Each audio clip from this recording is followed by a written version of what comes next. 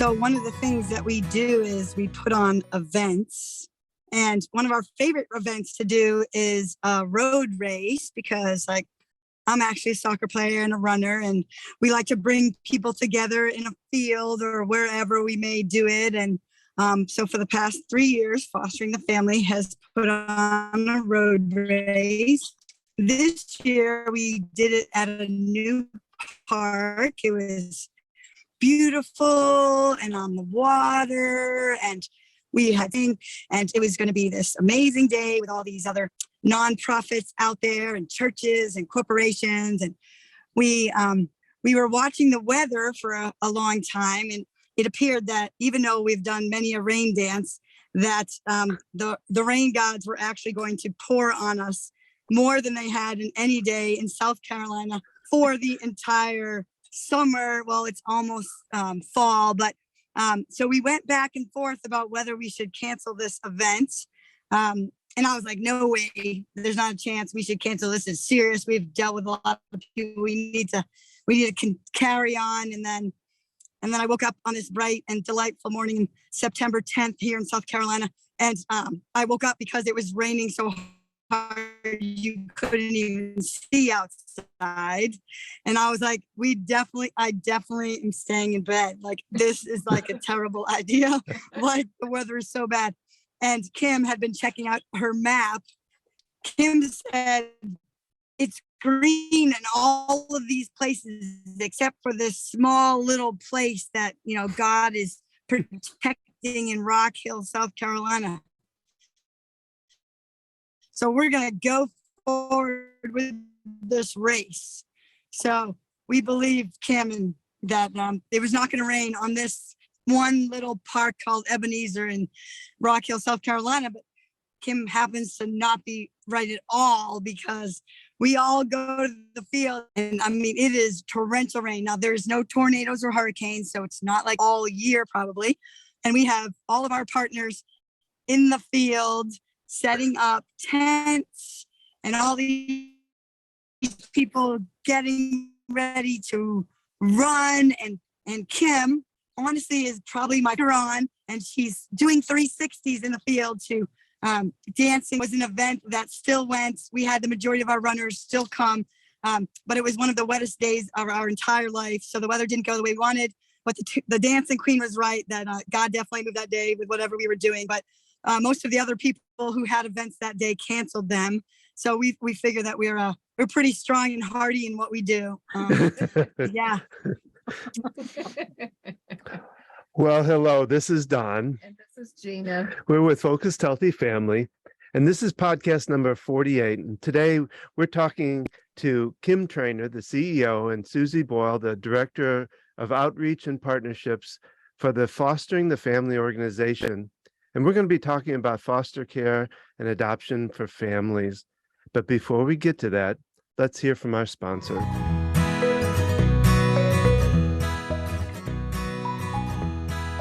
And become a Q Sciences rep, because I really believe in the quality of these products. One of our children went to a neurologist and had some testing done, and they talked about nutrients being absorbed. We can give our bodies vitamins and minerals, but if we can't properly absorb them, then they're not doing what they need to do. We might as well be throwing our money down the drain. Or like somebody told me, flushing it down the drain too, because it's going straight through you. And so one huge example of this, vitamin D. Normal levels are, I think, at least 20, but when you talk to real nutritional practitioners, they say it really needs to be higher than that. It's very linked to depression and mental health, but most doctors, if it gets in the 20s, they say that's good. Healthy levels go up to, I don't think, 100 or more. You can look up those statistics. I don't have that in front of me. So we've been taking a thing I get online that's a vitamin D, K2, that's supposed to help absorb each other. It's a clean, relatively clean product without additives and other things that I get online. My child's vitamin D levels were at 27 and not going anywhere, despite being on 1,000 milligrams and upping it to 2,000. And then we switched her to the Q Sciences has a spray. The spray, it gets absorbed into your system faster. It's methylated, so it's for easier absorption. And so we switched to her using the spray once a day for a month. She went back for more labs. Her levels had jumped to 47 in just a month's time. And that told me we're throwing our money down the drain with the other supplement. I'm not buying that anymore for any of us. Realizing the power of quality supplements. And it's tough because you can order things online, but there's no guarantee you're getting what you're actually getting, even if it's from a reputable company. Not to bad talk anyone, but we get things through Amazon. We have subscribe and save, and It's easy. We get discounts because of it, and it's more cost effective. And yet, do we really know what we're getting? So I got into it because of the quality of the products. I really am impressed with the company. They're really good quality products, and I've been really impressed with them. And so I share that story just because the impact that has, and just seeing those lab results to me is really powerful. So they have sprays, the different sprays, sleep spray, which is excellent too. We use that. Their complex of vitamins is they're micro too, if I'm not mistaken. Micronutrients, yeah. The sleep spray has 5-HTP, melatonin, L-theanine, all known to help with calming and sleep. And there's a B12 spray. There's a vitamin C spray. They also have CBD.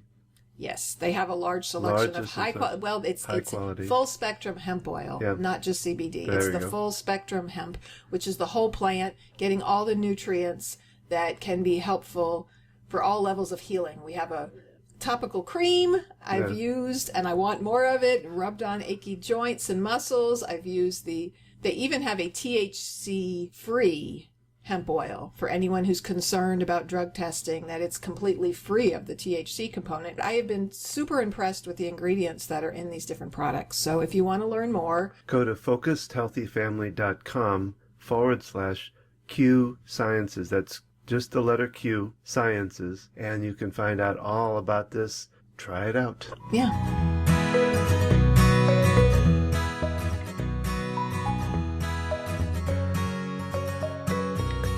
And we're back. So again, in today's podcast, we're talking to Kim Trainer and Susie Boyle from Fostering the Family organization. Kim Trainer, she is a happy mother of 5 children, 4 of which are in college and graduated, 1 child still at home, 1 married with twin grandboys. She has been married to Tony for over 30 years. She has seen the critical need to stand up and advocate for children who cannot stand up for themselves, and that it is more dire than it's ever been before in history. If it hadn't been for 2 little girls who were being sex trafficked in Rock Hill, South Carolina by their mother, she would have continued to grieve, yet look the other way, always asking, what could I really do? When I heard about these children, I committed to that day to never be on the side of doing nothing ever again, she said. Since then, she has tirelessly worked to build this ministry to ignite churches, communities, and volunteers to do more. She believes that when a family is called to foster or adopt, they bring more than just a goodwill. They bring with them 2 words that have changed societies for centuries: Jesus and loving family. We are better together, and together we will see changes made.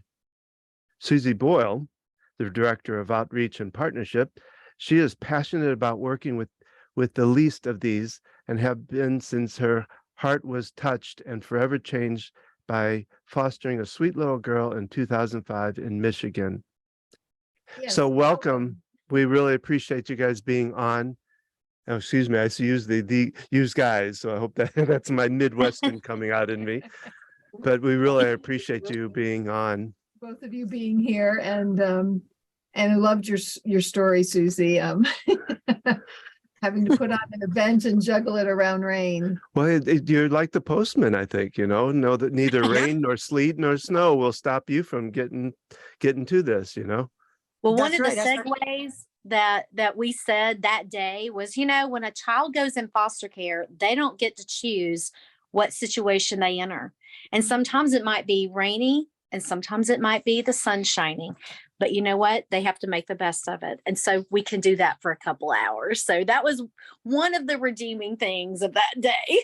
It's powerful.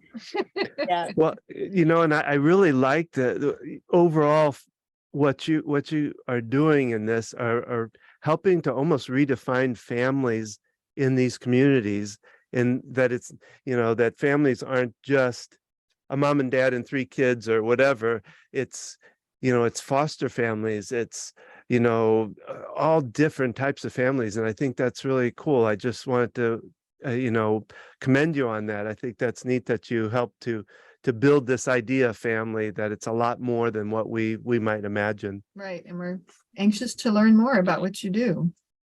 Yeah. Awesome. Well, we are excited to be here today. You guys, we love all the different topics that you present in growing healthy families. And that's what we're about. We feel like the family is the bedrock of society, and our next generation is only going to be as strong as the family is. And that is for our own biological children, but also those that God brings to us in just such a variety of ways. Mm-hmm. So, I'm really curious as how you were able to, like, you're pulling together churches and community organizations. How were you able to do that? I guess, tell us a little bit how you got started. And Sure. So this is Kim. So years ago, when I heard about those little girls, I was in a conversation with the sheriff's department in York County, a sheriff, not the sheriff, but somebody in his department. And the very first thing I said, well, he shared with me how there's just not enough foster families, and that he's taking hundreds of kids across county lines every month because there's not enough foster families. And so my first question was, why don't you reach out to churches? And he said, well, ma'am, separation of church and state, which many, many, many people believe. To my response was, well, where are you going to go find quality families? The local bars? And, he laughed and I laughed, but that question just resonated with me is, so this is God's idea. Orphan care, the creation of hospitals years ago. If you learn about the early church, it was from sympathetic, compassionate, empathetic people that saw throughout history, the least of these in society with no place to go. And that could be the sick, or it could be the homeless and the orphan.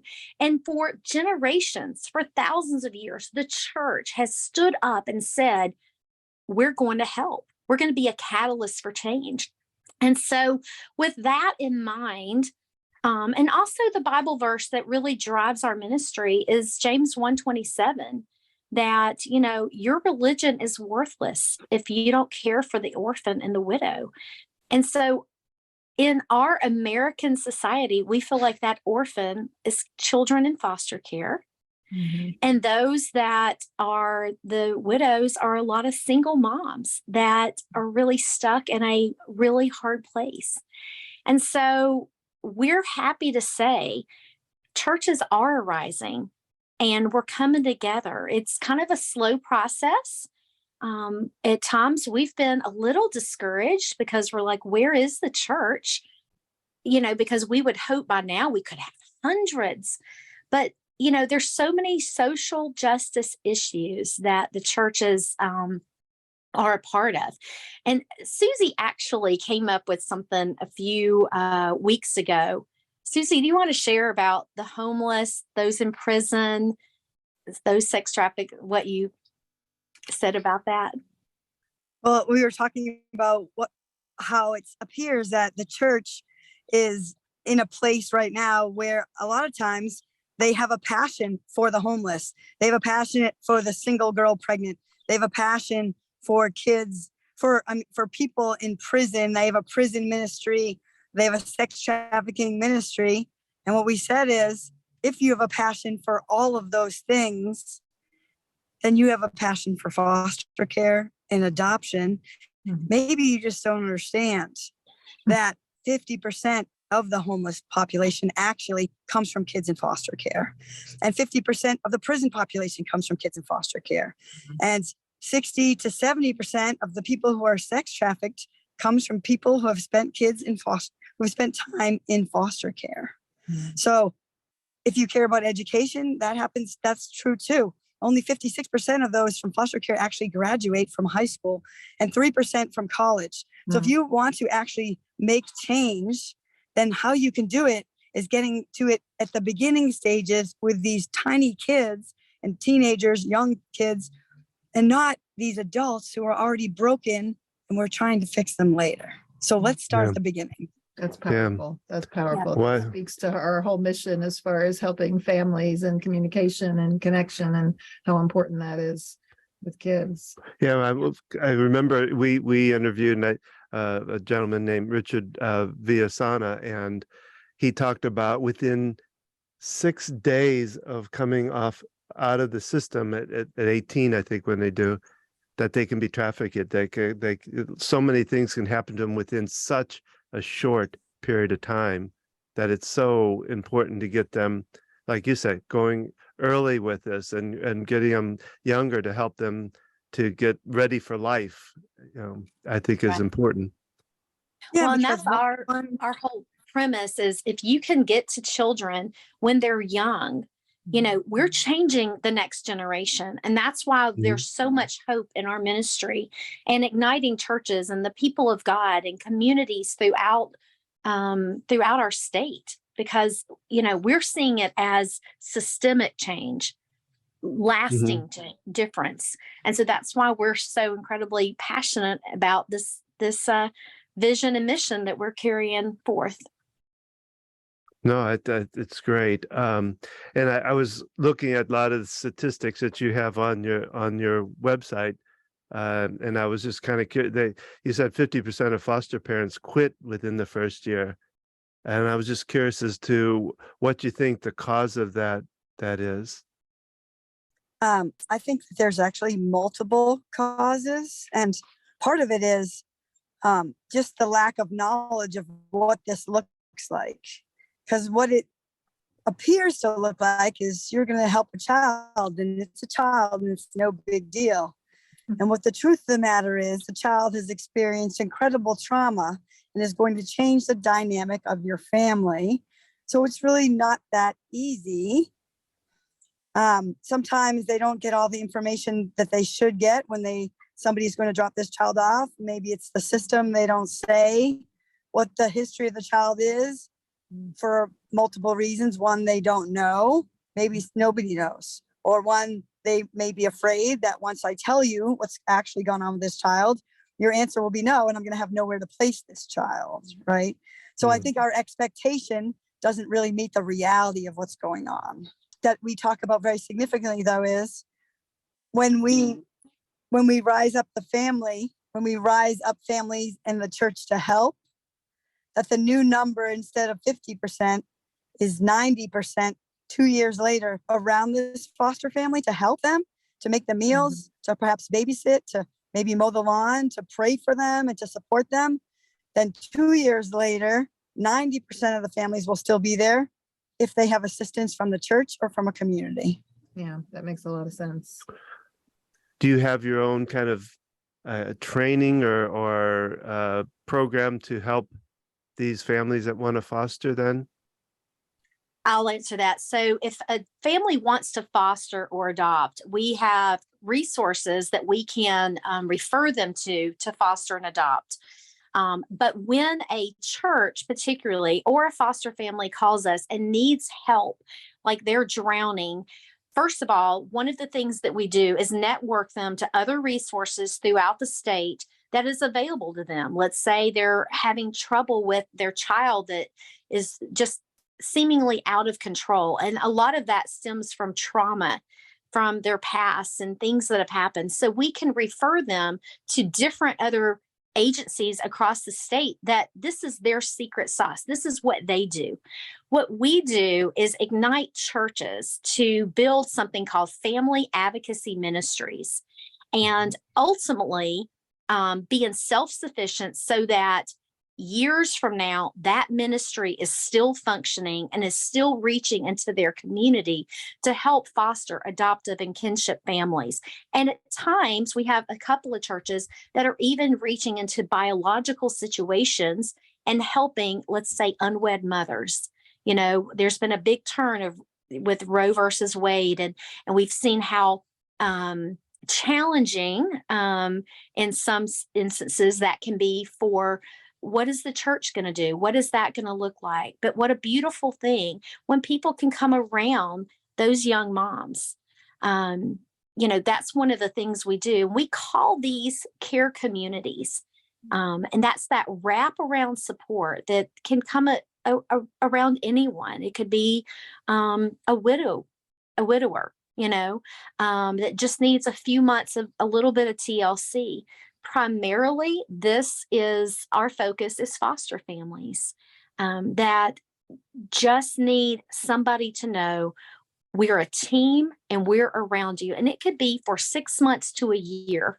And then we kind of readdress, are you still in need of a care community?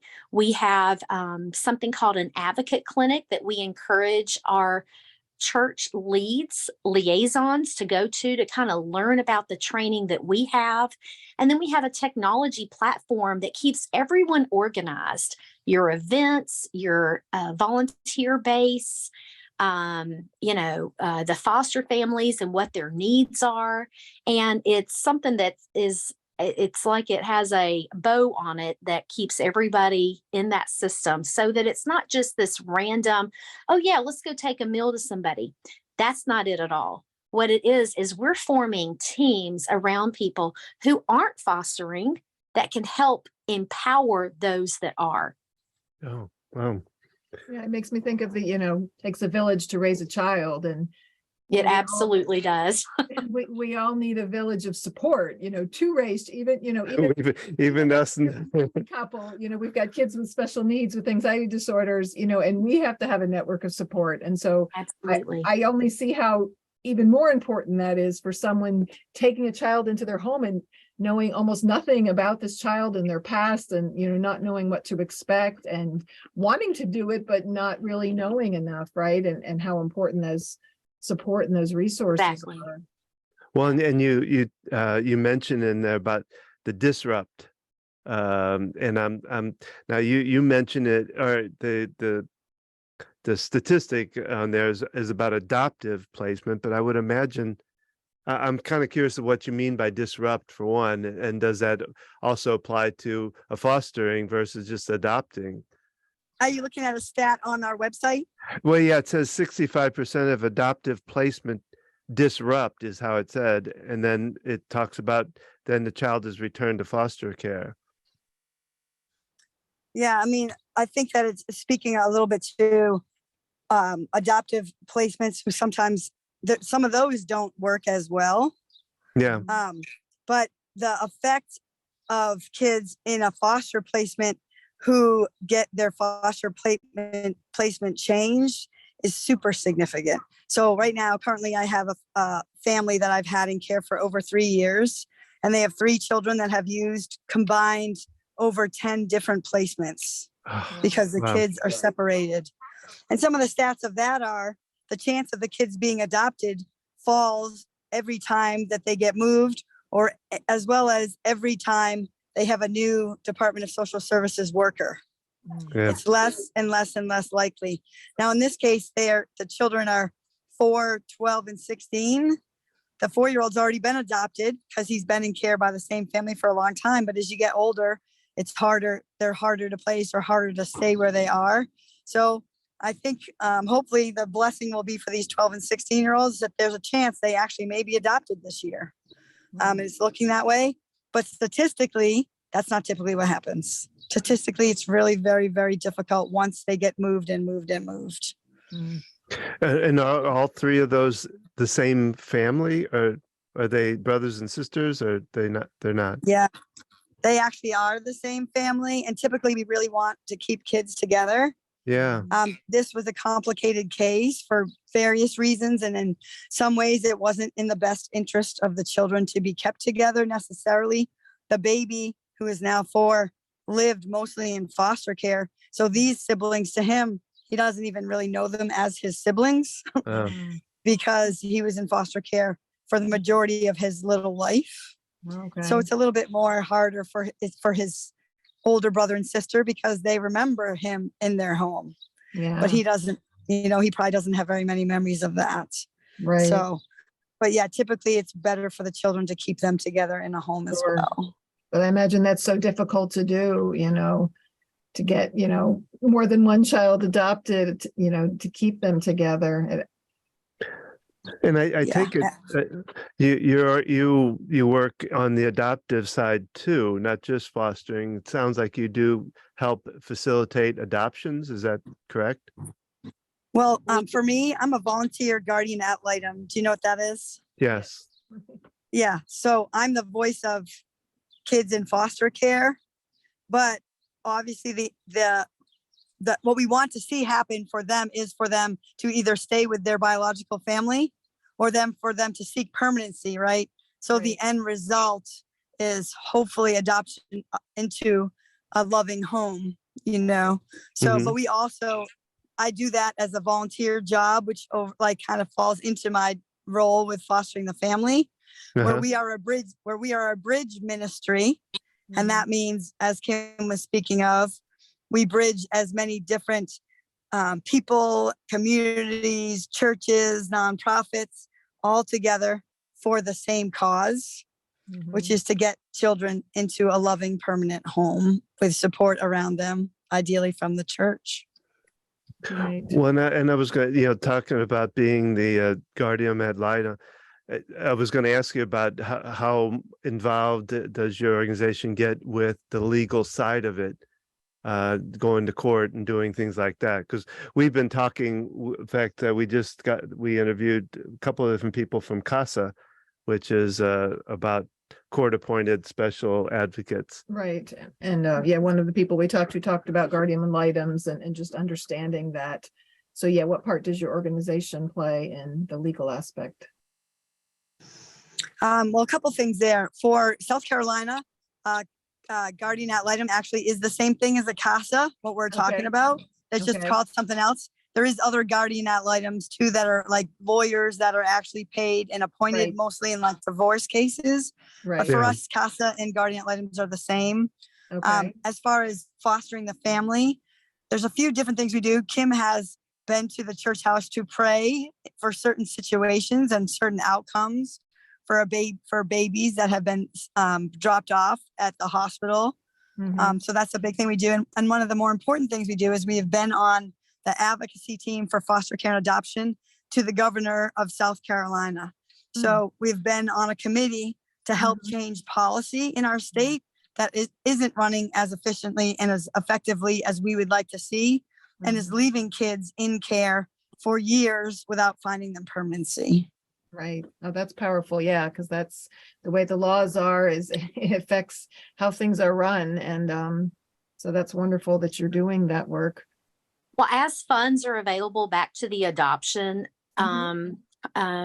question, we do give adoption scholarships as funding comes available. We've seen one adoption that we helped with, but we have also in our ministry been a part of 18 adoptions since we began.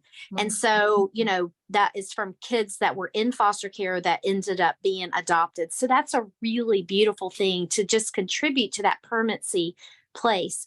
But to the statistic that you quoted, about 65% of adoptions disrupt, that is a kind of a segue to, when you adopt a child, most people think that's the end of their journey. And so many times it's really just the beginning. And so that's why we feel like when that child comes in, maybe they have had a perfect life, in that certain family until that time. But then you start seeing a lot of some of their trauma and some of the things from the past start creeping up, and especially as they enter the adolescent years. And so that's where we feel like it's so important to come around adoptive families. For those that are willing, it's really easy for most people out there to go, oh yeah, we got it, we don't need any help. But when we have seen people will humble themselves and go, hey, we hear about your care communities. Is there any way you can get us some help? We have since really in the last year have said, we will move heaven and earth to reach out to any church per zip code that they're in, even for a couple of months. A church can pray. A church can do a couple of meals. I mean, sometimes that's all you need, just to know somebody is there to just have a listening ear. And so that's one of those aspects of the will that we are growing in, to provide a wraparound support team for adoptive families, because it is very heartbreaking when you start looking into those stats and you see the divorce rate is pretty high. When you see the drug abuse and, from these adoptive kids, that parents don't quite know what to do with when they rebel or when they're acting out. And as a parent, sometimes you just got to hunker down and stay consistent and have clear boundaries and clear guidelines and get them the help they need when they need it. And don't let it linger on for years, and that takes a village. And so that's what we're here to help promote, is that village of support. Now, I know you are in South Carolina, just over the border of Charlotte, where we're located in North Carolina. I'm curious if there's other similar services that you're aware of in other states, and any connection you have with that. Yep. So we're a part of something called the Promise Network. And exactly what we are doing is being multiplied in at least 37 other states of different ministries doing just about exactly what we're doing. So that, the care community model, seeing more than enough happen across our nation. We'd love to share a little bit more about that. But yes, so there's some wonderful, wonderful organizations in Charlotte we consider them sister organizations. Several that, it's wonderful when you get in this place and you have other ministries that are similar, but maybe are a little bit different, that you can collaborate with. And so that makes us stronger. And that's one of the things when we begin, sometimes being a nonprofit, it can be a little bit territorial. And one of the things that we wanted to break down is that needs to stop, because we're better together and we're stronger when we're together. And so where there might be many people against, our state government and DSS system, like, we don't need to go there and be a voice of division. We want to be a voice of what they are doing right and how we can come alongside of them and make them stronger, as well as other nonprofits, or other denominations that are doing a really good job with orphan care. And so, that's just one of the things that we want to stay on the cutting edge of speaking life and being that bridge that Susie alluded to a little while ago. Yeah, that's just so wonderful, because we need to worry about the children, right? And not step on people's toes. And you're right, there are problems with the system and you need to speak up about that, but what can we do to affect change, right? I love that you go out and lobbying and, seeing what you can do to change the policy, but also, how can we support the system? Because obviously they don't have enough resources, they don't have enough funding, they don't have enough manpower. And that's part of the reason there's so many problems. Well, like we talked about, I think before, was, taking off the big picture and let's start with one child at a time. And from there, it can blossom on its own, So I think we have to keep that view in mind. It sounds like that's what you do. You don't get so wrapped up into this huge mess or whatever. Let's look at what we can do right here, right now, with this one family, this one child, whatever. Right.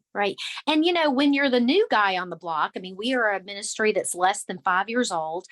And, one of the things when we would have our advocate clinic before, the pandemic, we had in-person advocate clinics. And one of the things we did was invite our state director to Columbia just to come to our clinic for free and just see what we're about. And it was so beautiful. That was his first year, first few months being there. And he came and he was looking through our material and he said, I love what you guys do. And we were actually able to have a time of prayer for him and the deputy director of the state. And it was really beautiful. He has his hands full for sure. But we want us to nurture a positive environment to work together. And I think that really helped us, to have some favor and just knowing that we're working together. And that's is a great. Yeah, it's a powerful message. We talk all the time about raising kids and that our example is far more powerful than anything we tell them to do. And so, these kids who are in the system and have had difficult lives and trauma in their lives, to see that there are people being the example of support and connection and positivity, just the power of that in your organization on these kids and these families, I think, speaks volumes. Right. Well, Susie has a beautiful way of sharing about the More Than Enough campaign. Okay. Sure. We'd love to hear about So that. More Than Enough is from CAFO, the Christian Alliance for Orphans. Okay. It's one of their big initiatives, and it means someday to have more than enough resources to go around that would change the trajectory of the lives of these children. And what that looks like is more than enough adoptive and foster parents, more than enough support for biological families, so maybe they wouldn't lose their children, more than enough care and help for kinship care. And then what we do, this part that we take part in, is more than enough wraparound communities from the church to put around these foster, kinship, and adoptive and bio families to make it so they can do what they can do with support. And if we could get 10% of the churches across any state in the South Carolina, that's 700 out of the 7,000 churches we have, Wow. 700 churches to join in with us, we could change the face of foster care, adoption, and kinship care in our state. Wow. So that's our mission. That is beautiful. Amen. Yeah, and Yes. it breaks it, right? It breaks it down from the big picture that people like to talk about to what can you do that'll affect change one adult to one kid at a time, like you said. Like, it only takes one adult to change one child's life. That's it, really. And a great family, of course, is a benefit, but teachers and sports coaches and people in the community, one person can change a kid's life. So everybody has a role that God has called them to. Their specific gifts and talents that can be used, and in the love of God, to change the trajectory of their life. Wow. Powerful. Well, We'd love to know if there's any other things that you definitely want to say to let our listeners know, any other information. There's obviously a lot to your organization, and we're going to share the links to everything. but maybe Well, share. we are having a big concert on February 24th, which is right around the corner, with Okay. your favorite singers, Josh Wilson and Andrew Osenga. It is at First Baptist Church of Rock Hill. And you can get the tickets by finding us, Fostering the Family, on Instagram, or finding us on Facebook. And you can buy the tickets right on there. But we hope to see you come out. It's an awesome event. We will have a lot of kids in the community there. But we hope it'll be also a good fundraiser for us, so we can continue this mission to More Than Enough. Okay. So look us up and hope to see you there. What was the date on that again? It's February 24th, which is a Friday, the last Okay. Friday of the month. Because it's interesting you say that, because I had you down to go live February 23rd, the day before, Wow. but we may try to rearrange that to get a little earlier too. Yep. Site to get We're the also going to be having a Stand for Children March in Columbia, South Okay. Carolina, Okay. on Saturday, April 22nd at 9 a.m. We'll be beginning at the First Baptist of Columbia at their footsteps, have a little ceremony. It's a peaceful march, but April is Child Abuse Prevention Month. Oh, And wow. so we felt like it would be a positive step forward Mhm. and another way to ignite churches and communities across the state to come with us and just stand. And so we are pursuing now legislators. We're hoping to get our governor at the state house to say a few words and just to say we're standing for children that, that we shared with you about those who are incarcerated, homeless, and sex trafficked.